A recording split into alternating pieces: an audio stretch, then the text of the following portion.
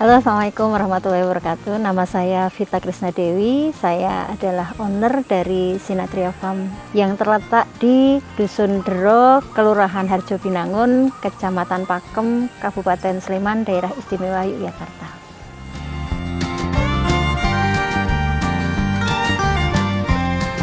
Jadi awal dari kenapa saya terjun di sektor peternakan domba ya, itu dulunya saya seorang akademisi, kemudian karena kondisi anak sakit, jadi akhirnya saya resign. Maksudnya sakit yang mengharuskan saya harus resign gitu ya. Terus kemudian setelah anak saya berangsur membaik, pulih, kemudian nggak ada kegiatan, maka saya kemudian mencari kegiatan yang itu memang sesuai dengan passion saya ya. Passion saya adalah seorang pendidik dan kebetulan ya memang ada sebuah keresahan ya di sektor pangan khususnya. Jadi ada pertanian, peternakan, perikanan yang di sini nih usia para pelakunya itu sudah semakin tua gitu ya. Nah, kemudian saya pengen tahu sebenarnya seperti apa sih yang membuat sektor pangan ini tidak terlalu diminati gitu. Jadi itu yang dulu memang mimpi saya itu membuat integrated farming. Jadi tidak hanya peternakan saja tapi juga pertanian, perikanan itu yang terkumpul dalam satu village gitu ya, seperti itu. Dan itu kita mulai sejak tahun 2015 sebenarnya. Jadi 2015 saya sudah membuat kerjasama dengan Lazis UII waktu itu ya untuk membuat semacam pemberdayaan masyarakat dengan program peternakan. Dan waktu itu yang kita ini kan bukan hanya pemberdayaan masyarakat tetapi profit oriented, memang benar-benar dikelola secara bisnis begitu lah. Tapi pada saat itu gagal ya, jadi saya hanya tahu ternyata tidak mudah untuk terjun di sektor ini sehingga banyak orang yang akhirnya kayaknya enggan deh mau masuk di sektor peternakan gitu. Nah terus kemudian saya coba untuk melihat apa sih sebenarnya faktor-faktor yang membuat peternakan itu menakutkan ya untuk orang memulai gitu. Nah salah satunya waktu yang saya alami pada saat saya membuat peternakan yang pertama kali itu adalah faktornya di SDM. Jadi SDM ini menjadi sesuatu yang memang sulit ya kalau mau bekerja di sektor peternakan, karena dari sisi cash flow itu kalau hanya sekedar kita punya ternak sekitar 100 ekor gitu ya, kemudian kita mau menggaji dengan gaji yang di atas UMR itu biasanya agak berat gitu. Nah sementara kalau misalnya orang pengen bekerja di satu tempat kan mesti yang dilihat jumlah nominal gajinya gitu, kira-kira mau berapa gitu kan ya yang didapatkan, sehingga itu kendala yang pertama. Kemudian yang kedua dari sisi SDM itu masalah kekuatan dia menanggung beban ini, karena yang namanya pekerjaan di sektor peternakan ini tidak bisa ditinggal-tinggal sebenarnya. Jadi dia memang harus fokus di situ, nggak bisa disambi. Apalagi waktu itu saya memang pengennya masuk di sektornya breeding ya, atau pengembang biakan, bukan sekedar penggemukan tapi pengembang biakan. Nah pada saat itu ternyata si SDM ini tidak terlalu disiplin, kurang tanggung jawab gitu ya, sehingga ada ternak yang mau melahirkan dia tinggal nggak segera datang dan seterusnya gitu ya, sehingga banyak kali kematian. Jadi faktornya tidak hanya di salary tetapi juga di kualitas SDM ini, kemampuan dia menanggung beban dan attitude gitu. Nah itu permasalahan yang kita hadapi pada saat itu. Nah itulah kenapa saya terjun di sektor peternakan domba gitu ya, peternakan domba, karena memang ini salah satu sektor pangan yang sepertinya di wilayah kita ini di Indonesia ini masih belum terlalu diperhatikan sekali gitu. Orang banyak menyembelih untuk kuliner tetapi belum ada yang benar-benar fokus serius untuk menjaga populasinya gitu. Nah itu yang karena hasil riset saya tadi ya, seorang akademisi, akhirnya kita masuk di sektor peternakan domba. Tapi perjalanannya ya tidak seindah yang kita bayangkan gitu.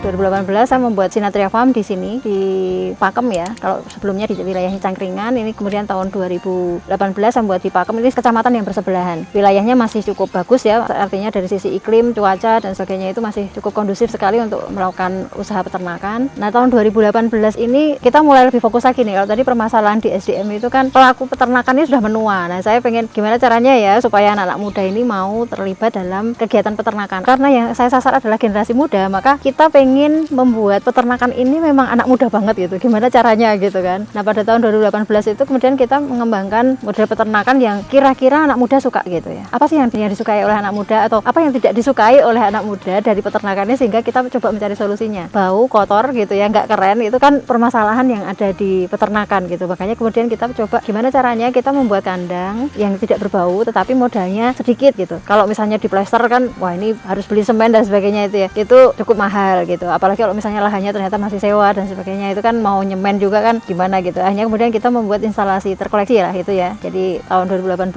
kita membuat penelitian terkait bagaimana caranya supaya kandang tidak bau. Kemudian kita sudah menerapkannya ya, bulan April tahun 2019 kita launching kandang sistem terkoleksi ini gitu ya. Dan alhamdulillah itu sudah kita patenkan juga kandang ini gitu ya. Tapi meskipun kita patenkan, kita bebaskan masyarakat untuk menduplikasi ya. Jadi kita tidak pakai royalti dan sebagainya, enggak. Saya lebih cenderung silahkan diperluas gitu ya, dan kemudian silahkan ada inovasi inovasi-inovasi terbaru terkait dengan kandang ini. Prinsipnya adalah kita pengen menarik minat anak muda pada saat itu supaya mereka mau terjun di sektor peternakan ini gitu. Nah kemudian tahun 2019 setelah kita sudah selesai membuat kandang sistem terkoleksi, kemudian kita pengen mencoba yang baru karena ternyata kok kandang tanpa bau itu nggak terlalu terkenal gitu kan, kok biasa aja gitu. Akhirnya kemudian kita tahun 2019 membuat kandang dengan rangka baja ringan gitu ya, karena waktu itu mikirnya coba mungkin ini keren kali ya kalau anak-anak muda mungkin suka gitu dengan kandang rangka baja ringan, dan ternyata antusiasnya luar biasa gitu ya. Itu lumayan meningkat gitu peminat dari kandang baja ringan ini, sampai kita kemudian diliput oleh YouTuber di Entrust pertama kali ya, kita diliput oleh mereka, kemudian YouTuber yang lain akhirnya kemudian meliput kita gitu karena kandang baja ringan kemudian menggunakan lantai selat plastik, dan pada saat itu belum ada selat plastik khusus domba, tapi kita menggunakan selat plastik untuk ayam gitu pada saat itu gitu ya. Kemudian di tahun 2020 kita evaluasi lagi, ternyata rangka baja ringan tidak kita rekomendasikan untuk kandang ternak karena korosif dan sebagainya gitu ya. Kita kembali lagi kepada kandang kayu, tetapi kita masih tetap mempertahankan sistem terkoleksinya itu gitu ya. Nah kemudian kita juga ada inovasi-inovasi yang lain gitu ya. Di tahun 2020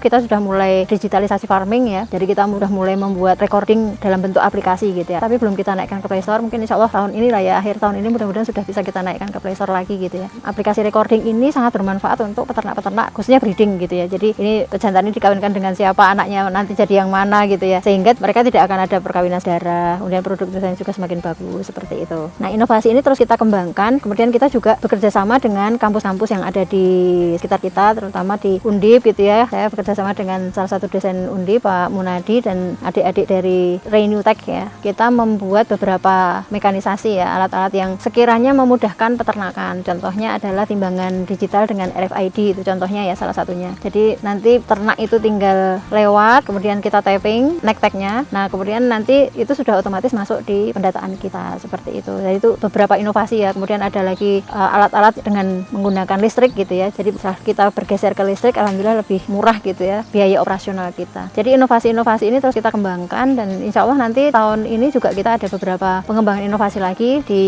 otomasi kandang kita gitu.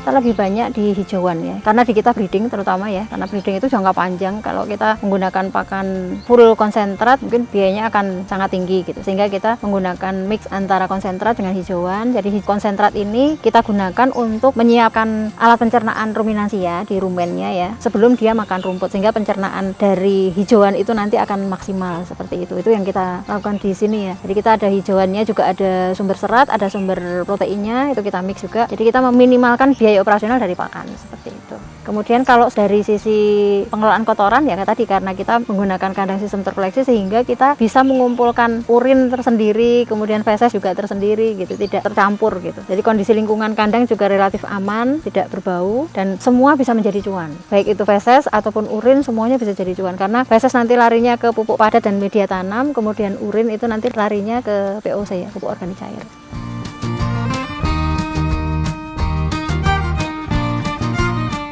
Dengan kandang sistem terkoleksi ini ya, itu banyak sekali keunggulannya ya, keuntungannya banyak sekali. Yang pertama, yang jelas ternak tidak menghirup amonia ya. Amonia itu kan ada dari urin ya, urin itu kan keluar amoniaknya. Nah, nanti kalau amonia itu terhirup oleh ternak, maka dia nanti akan turun nafsu makannya. Begitu turun nafsu makan, maka ya otomatis dampaknya adalah daya tahan tubuh dia turun. Karena daya tahan tubuh dia turun, mudah terserang penyakit. Nah itu kalau ternak menghirup amonia. Nah dengan kandang sistem terkoleksi ini, ternak tidak menghirup amonia sehingga dia lebih sehat. Itu yang pertama. Jadi dari sisi kesehatan, alhamdulillah ini sangat recommended ya, sangat baik untuk kita terapkan. Kemudian yang kedua, karena menggunakan kandang sistem terkoleksi, maka ternak-ternak itu akan lebih mudah kita deteksi yang mana yang sakit. Jadi kan ini kandang kita sekat per sekian ternak gitu ya, ada kandang koloni tapi koloni-koloni kecil. Nah kalau misalnya ada yang diare kah, cacingan kah, atau mungkin keluar darah lah atau apa gitu ya, itu kan terlihat di bagian bawah dari kandang gitu. Jadi kita langsung kelihatan, siapa nih yang diare? Langsung kita tinggal lihat aja, berarti kan kita tidak perlu mendeteksi. Misalnya kalau itu tidak ada sistem terkoleksinya kan kita kesulitan gitu ya, ini apakah ada yang diare atau tidak, kita harus benar-benar cekin satu persatu. Nah sementara dengan kandang sistem terkoleksi ini lebih memudahkan kita dalam pemantauan kesehatan ternak gitu ya. Nah kalau dari sisi sanitasinya sangat mudah, karena ya tinggal tarik aja gitu ya. Model pembersihannya karena feses itu langsung turun di talang ya, walaupun beberapa mungkin kalau posisi jaringnya itu sudah mulai tidak, orang Jogja itu manteng gitu ya, tidak kuat gitu ya, sudah ngelendong gitu, biasanya fesesnya nggak langsung turun. Nah itu tapi kan mudah aja, tinggal kita tarik pakai sorok gitu ya, itu tinggal kita tarik, siapapun bisa melakukan gitu kalau di sini ya. Bahkan ya mungkin karena ibu-ibu itu ya nggak suka yang kotor-kotor gitu, ya enak sekali di sini, tidak usah perlu kita megang feses, itu nggak perlu gitu, tinggal sorong masukkan karung gitu. Dan urin juga begitu, urin nanti langsung masuk ke ember, kemudian nanti kita tampung, dan biasanya itu sudah ada yang pesan gitu kalau di kita gitu.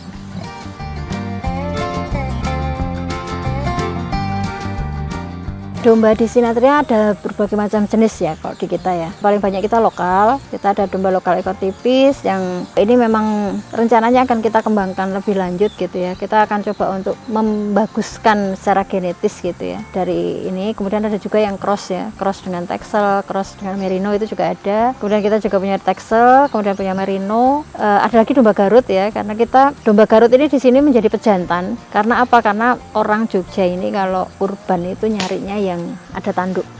Jadi harga yang ada tanduk dengan yang tidak bertanduk itu beda banget. Terus kadang-kadang nggak bertanduk kita kasih harga murah pun nggak diambil, hanya karena nggak ada tanduknya. Dia lebih milih yang ya udah nggak terlalu besar nggak apa-apa, tapi yang penting tanduknya bagus gitu. Ada juga di kita bobotnya besar gitu, tapi karena tanduknya kecil ya nggak segera lepas keluar gitu. Jadi tanduk ini menjadi sesuatu banget gitu kalau di masa Idul Adha gitu ya. Makanya kita di sini ada domba Garut, karena domba Garut ini nanti sebagai pejantan dia akan menurunkan sifat bertanduknya itu ke semua anak jantannya gitu. Kemudian kita juga ada domba Gibas atau ekor gemuk, ada juga Kompas. Jadi Kompas ini persilangan antara domba Sumatera, jadi ekor tipis dugul ya, nggak punya tanduk, ekor tipis tanpa tanduk, itu domba Sumatera, kemudian disilangkan dengan San Croix dan Barbados ya. Jadi itu 50% Sumatera, 25% San Croix dan 25% Barbados gitu. Itu kita punya beberapa ya di sini. Kebetulan ini bantuan dari Kementerian Pertanian tahun 2020 kalau saya nggak salah ya. Itu di sini sudah berkembang banyak dan sudah beberapa alumni kita pasrahi ya untuk mengembangkan itu. Kemudian kita juga ada F1 Dorper sebagai pejantan, nanti bisa dilihat di kandang A gitu ya. Jadi kita ada beberapa domba yang kita pelihara di Sinatria karena kita memang mau melihat mana yang performa paling bagus, itu yang akan kita kembangkan lebih lanjut. Kita juga ada cross awasi ya, tapi indukan ya, betina di belakang sana. Awasi ini domba tipe perah gitu ya, domba tipe susu. Jadi itu ada crossnya juga ya. Kita kebetulan yang ada di sini cross-crossan ya, bukan yang asli impor ya, karena itu masih cukup mahal ya harganya gitu. Kemudian kalau selama kurban ini memang yang potensi pasar itu adalah semua yang bertanduk, baik itu lokal ekor tipis yang bertanduk ataupun domba Garut ya. Kalau Garut kita ya mesti langsung keluar gitu. Cuma satu yang kita pertahankan, tidak kita keluarkan ya, karena kita butuh pejantan gitu.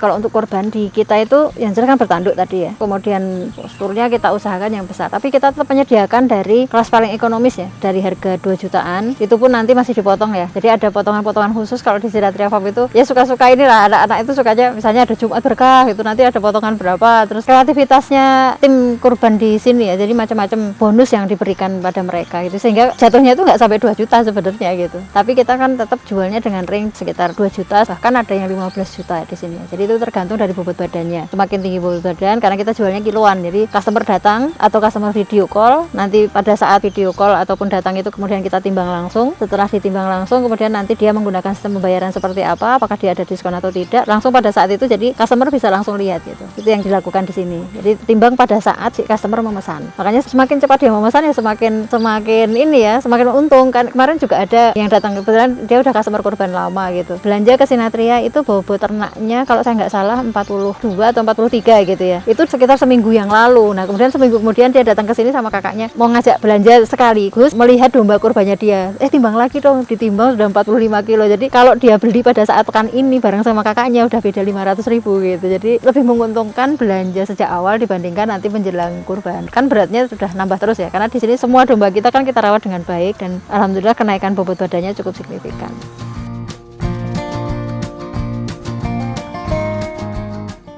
Kalau customer lama biasanya langsung datang gitu ya, karena memang udah biasa sekaligus main, sekaligus ya ngobrol-ngobrol, ngopi-ngopi lah kalau di sini gitu ya. Kemudian kita juga ada penjualan lewat online di TikTok, kemudian kita juga ada broadcast kurban, baik itu di Facebook, Instagram gitu ya. Itu juga ada di sana di medsosnya.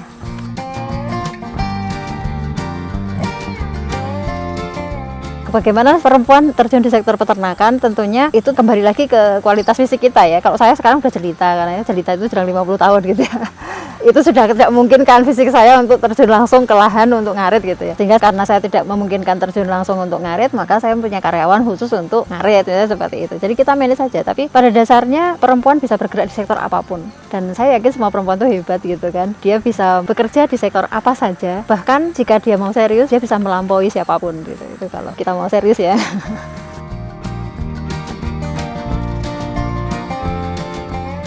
Nah, di Sinatria Farm ini selain kita punya peternakan domba, saya juga punya pelatihan ya. Yang ini bisa dimanfaatkan oleh seluruh masyarakat di Indonesia. Kita ada kelas belajar Selasa, Rabu, dan Kamis. Itu biasanya 2 pekan sekali, tapi sekarang diatur oleh CS ya. Kira-kira waktu yang paling tepat kapan? Karena ya kita sedang ada gawe kalau yang sekarang ya, mau kurban ini sehingga diatur waktunya. Tapi prinsipnya 2 pekan sekali biasanya. Dan itu Sinatria Intensive Class itu gratis untuk seluruh masyarakat Indonesia. Dari kelas intensif ini kita sudah menghasilkan alumni sekitar 4.000. Dari 4.000 ini sudah 1.800 pengusaha baru di sektor peternakan, mulai dari mereka omset ya sekitar 5 juta sampai 1,5 M ada semua gitu ya. Jadi itu nanti insya Allah kita dampingi. Kemudian kita juga ada program-program yang lain. Kita juga ada kelas private, kita punya ya, ada private coaching, kemudian ada private class, kemudian ada beberapa program yang seperti honor class dan sebagainya gitu ya. Itu juga kita sediakan, nanti bisa menghubungi CS ya. Jadi program-program kita ini berkelanjutan. Kita juga ada program-program pendampingan untuk para peternak juga. Dan kita punya kemitraan juga di Sinatria Farm namanya Pabrik Cempe, dan itu saat ini masih berlaku di area sekitar Sleman. Tetapi kalau ada dari teman-teman yang punya dana dan pengen mereplikasi model pabrik cempe itu di daerahnya, kita persilahkan, nanti bisa menghubungi kita ya.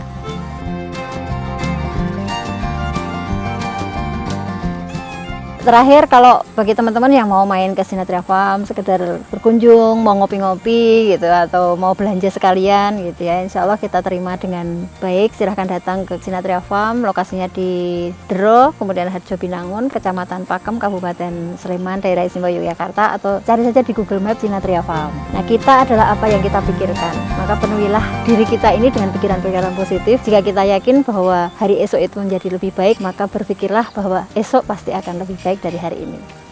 Terima kasih. Assalamualaikum warahmatullahi wabarakatuh.